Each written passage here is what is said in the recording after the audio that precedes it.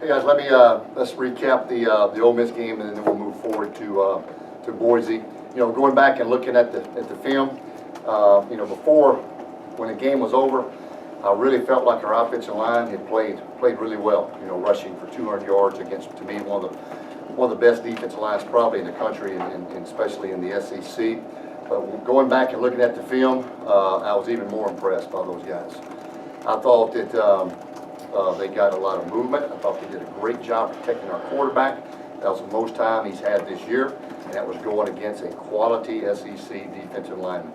That was a challenge going in, and that was one of our main concerns going into the game was being able to run the ball and being able to, if we had to throw the ball, could we protect and keep Kimdichie from getting in the backfield, pressuring the quarterback and getting sacks. And our guys, I thought, did a really nice job there. But then you look at the other areas where we struggled. When you go back to offensively, was the turnovers.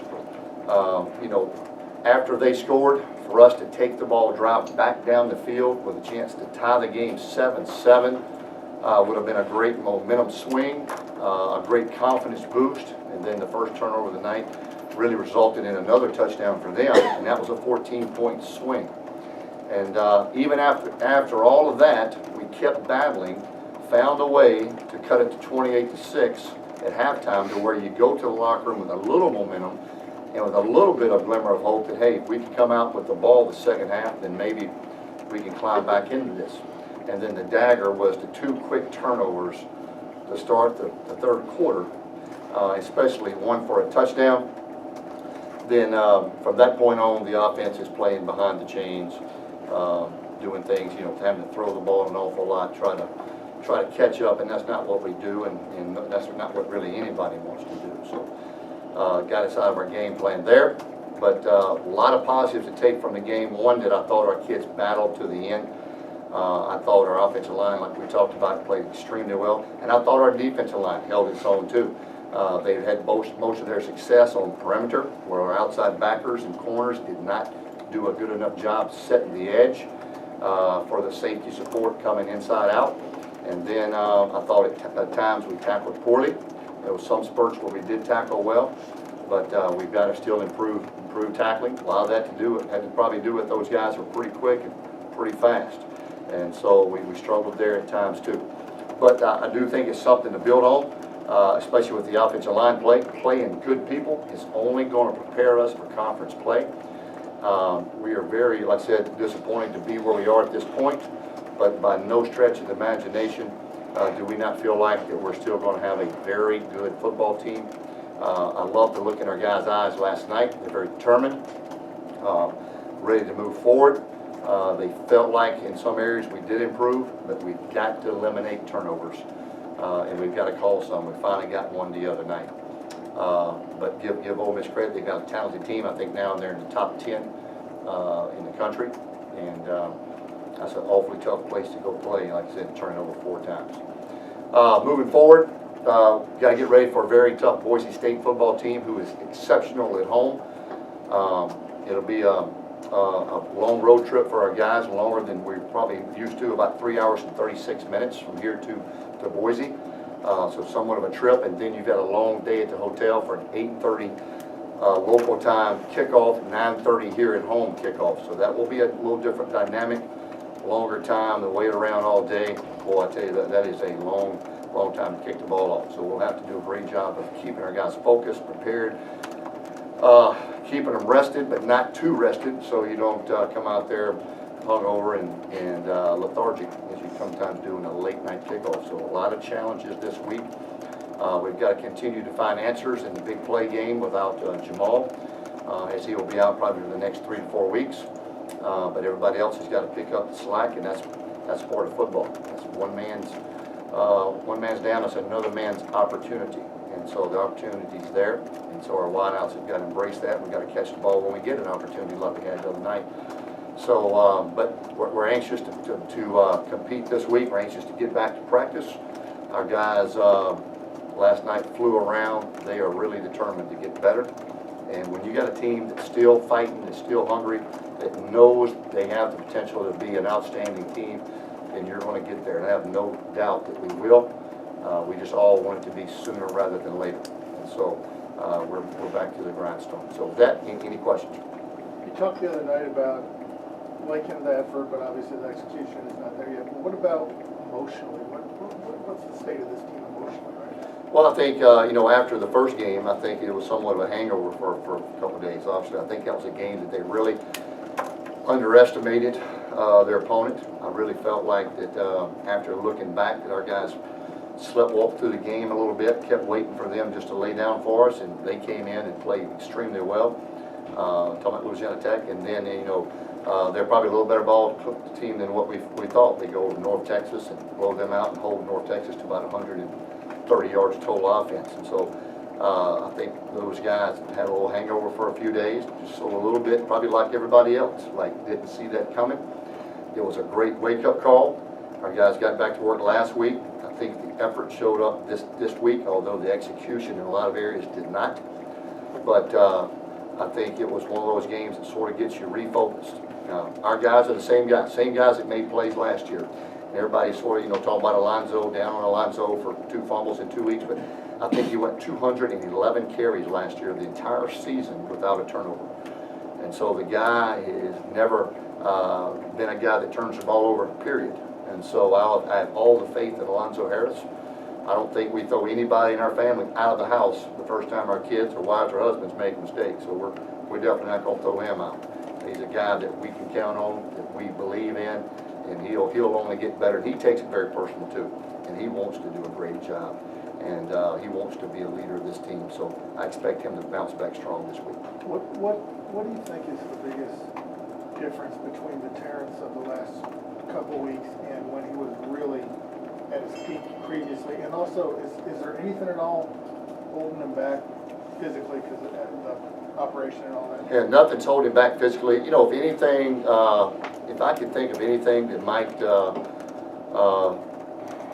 to deal with Terrence right now, it might be the fact that, we're down 21 or 28 points. And he's feeling like he's got to make that spectacular play to get us back into the game, where last year when we went on that 6-game winning streak and we're playing pretty good defense, and you can be a little more patient and maybe not take as many chances and know you're going to be able to punt, play good defense, get the ball back, keep working to find answers, and if you miss on a ball, your defense is going to play well. But when you're down, I think sometimes as a quarterback, and especially a guy that is a competitor, is really pushing himself to just carry the team. And I think still, even in those type of games when you're down 28-6, you still got to know that, I've got to take care of the football. Give our guys a defensive chance to show that, they maybe made some adjustments at halftime so we get the ball back and try again. Is any of it at all just that the skill sets of the weapons are different than the Lawson and the Peoples at the same time? Well, we didn't have Peoples last year. We didn't have Lawson last year. Basically we had the same two we had except for Surgent, and so the outside guys are the same. And so playing 2 good opponents out of the first 3 games, defensively, sometimes the defense has a little bit to do with it also. Those guys are on scholarship and play good football. And so, I think if you listen to Terrence yesterday, and if you see him in practice, man, the guy is such a competitor, and he is determined to pull this team through, and especially with his play and with his leadership and decision-making process, and a lot of those turnovers had to do with just decisions, not necessarily with skill set, and because he knows he's much better than that, and I expect him to play really good. Coach, when you took over the program a couple of years ago, did you at all look at what Boise State did to kind of build their program up and kind of model after how they built everything? Not necessarily, because every situation's dynamics are different. But you knew about a Boise, you knew about a TCU, you knew about a Louisville. Those 3 models to me come to mind when you think about programs that went from Conference-USA basically to now Power 5 with TCU and in Louisville. And so obviously we face different dynamics, but some of the same challenges. and taking a team that was ranked 120 in the nation the year we got here, dead last, and then finishing the year last year, I think, at 32. We felt like that part of we made some progress there. Now with the stadium, first phase of the stadium is another step, and we get the second phase in the new facility. Now your recruiting dynamics change, and so our community support is really strong. And so I think we've got the resources, and hopefully as the season continues, we can continue to show that we have the team to hopefully one day make that type of move. But it takes time, and Boise, even though they had a stretch there that was pretty amazing, is still trying to take that next step, probably into a Power 5 conference. But they have done an exceptional job out there with their marketing and the way they've promoted their program, but more importantly, how they've played. They're exceptional. But back to the main thing, we've got to keep the main thing, and that is to get this football team straightened out in the next few weeks. The last 2 weeks, the receivers have been finding a lot of open space. Where's your level of concern with the play of your secondary right now? Well, a couple things. One is a lot of the space created was not just the secondary, it was the linebacker. Underneath coverage was really poor. I felt like our linebacker drops was the poorest it had been this year.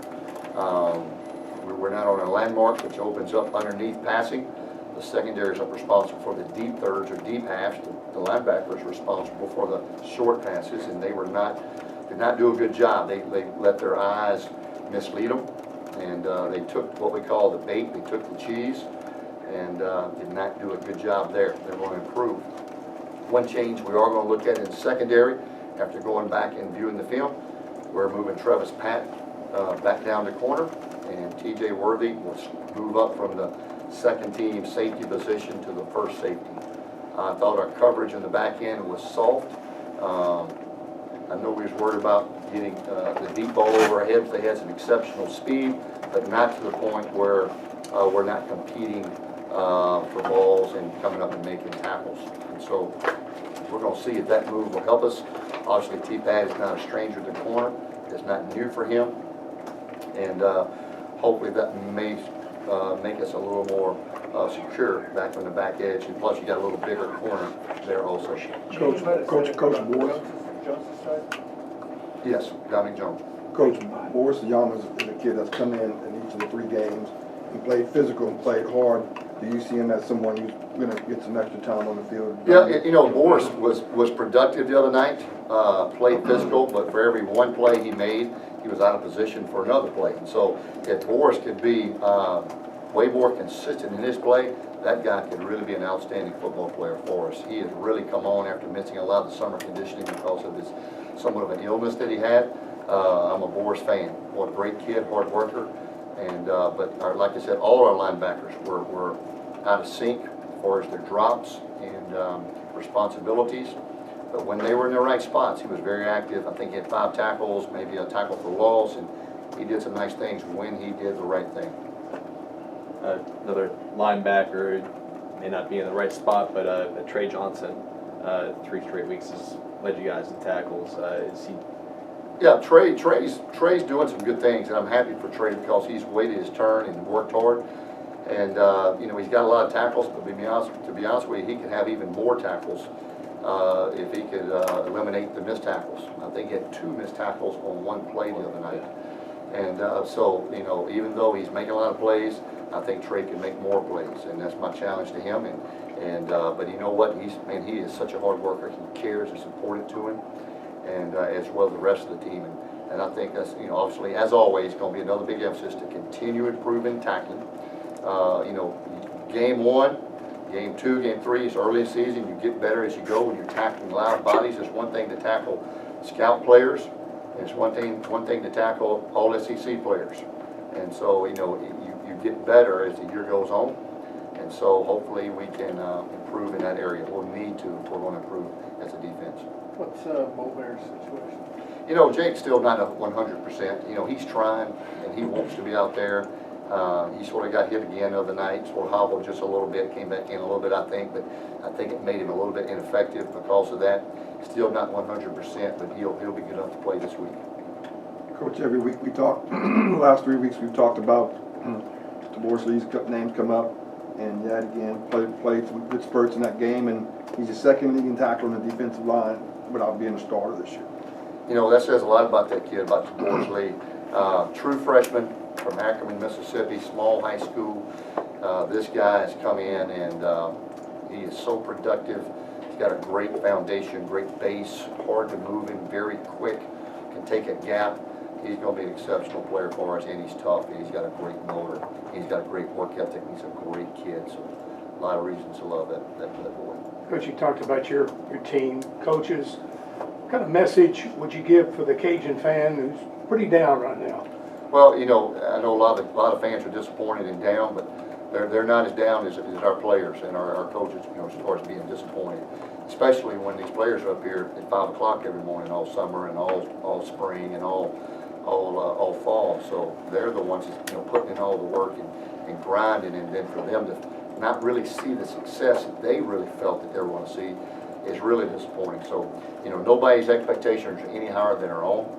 But, you know, in life sometimes things don't always go as planned, and obviously the first 3 games didn't go as planned. We thought we'd have played much better. Regardless of the outcomes, we thought we'd have played much better. But we're off to a little bit of a slow start. Some teams start fast, finish slow. Some teams start fast, finish fast. We're starting slow, but hopefully we can finish fast. And like I always say, any team or any fan, hey, it's easy to hold on to the rope when you win 6 in a row and go to a bowl game every year and you win the lottery every day. And your kid gets straight A's on his report cards, and your husband brings home flowers every day. Everybody can be happy and hold on to the rope. But when you're challenged, now you see who the real people are that hold on to the rope with you. What teammates will hold on to the rope, what fans, you know, what coaches. And I know this, we got it securely, and we're going to keep working hard. We're going to find a way. Coach, 3 games in, Eli's got 2 punt returns. How do you prevent him from trying to get antsy back there and taking risks that he doesn't need to take? Yeah, you know, he's a pretty good decision maker. He wants to get his hands on those balls because Eli on the punt returns can make something happen. We've got to do a little better job in our hold-ups with our hold-up team. Got to do a good job getting him some lanes, because if we can just give him a step, that can be a weapon for us, and that's going to be a point of emphasis this week. But you know, we've got to get a few more punt return opportunities for him, and that's on the defense to get some stops to get him back on the field. Does Worthy's backup become T-back, going back to safety and bring up one of the corners? Probably so. Yeah, that's probably that would happen. Yeah. You mentioned some time to kill on Saturday. Will you bring him in? I know you usually don't do it, but on Saturday morning or something like that, and let him go on that blue turf just to get used to depth perception and all that? You know, we've not planned on it right now, although Matt alluded to it earlier, but we did not make this decision until just a couple hours prior to this. We're going to practice Thursday night, this Thursday night, 8 o'clock. So we're going to get a late night practice this Thursday, and then we'll get a late walkthrough on Friday there. Whether it's at the stadium or not, don't know yet, but that could be a possibility. But we're going to get two late practices, similar to game time. A little different dynamics. Wait until that point of the day to practice after you've had a long day. So we want to work on that mental clock, starting that mental motor and that physical motor later in the evening rather than at 2:30, 3 o'clock.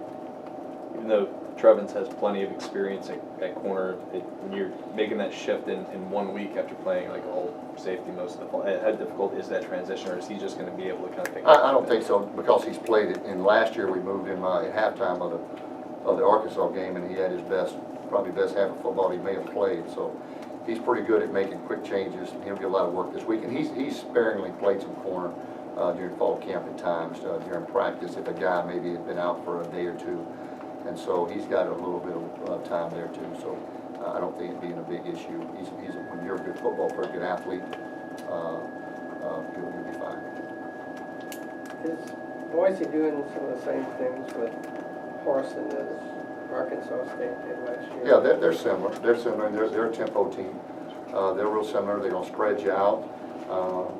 They do a good job with a lot of formations, a lot of personnel groupings. And so it'll be a challenge. And it's a challenge of seeing what personnel group he's coming into the game. That's one of the biggest challenges, because when a player runs onto the field, you're looking at it from the box. It's hard to tell right away, because the uniform's blue, the field is blue, and so we're all blend in. So that's the challenge, is identifying personnel on their field. You were really happy with the way your offensive line played. Boise State got after the quarterback there. Their defensive front's playing really well. Can you talk a little bit about another challenge for those guys? Yeah, each week seems like we go against a quality front, and they've got a quality front too. And they play. The thing you notice about the Boise team, they play awfully hard. They run to the ball. You can tell they're well coached, well prepared, and it'll be a huge challenge. They're tough. I think they're tough, and I thought last year Brian's team at Arkansas State was tough, and so that's the mindset I think they've always had there at Boise. And so, like I said, it'll be a challenge. Boise also, they have a pretty big-time receiver averaging about 100 yards a game up there. Have you noticed anything watching him on film? What makes him kind of explosive up there? Well, they give him some opportunities. That's the thing that they do that we've got to do a little better job of when Jamal comes back, is giving him opportunities. And they're going to give him opportunities to make big plays. And you can't make big plays unless you give them a chance to make big plays. And they give him some opportunities for big plays. And we'll have to hopefully do a nice job on him and pick and choose when we think it's coming his way, because he can hurt you. He's a really good player. Remember the flip side with your passing game, it's that since Jamal's gone out, the big plays have been kind of hard to come by. Is that, having looked back at the film, is that just a product of Jamal not being there, or maybe just some? Little bit of both. Yeah, when you're one of your best players out, that takes away that one element that you might have. But although Devin Scott for us is a guy that we think can have big play possibilities. He's a 10-4. 100-meter guy, track guy that can really run, can really stretch the field, and so hopefully we can utilize his speed a little bit, and then open up, expand the coverage, open up for some of our underneath guys too. So we got to have some other guys step up. Eli is an explosive guy that now we'll have to make sure he gets a few more touches. And he got a few touches the other night. Would have loved to see him get a few more. He still wasn't quite himself the other night. I think you probably saw that even on the run he broke, but he's getting back closer every day. All right. Thanks a lot, guys. Thank you, Coach.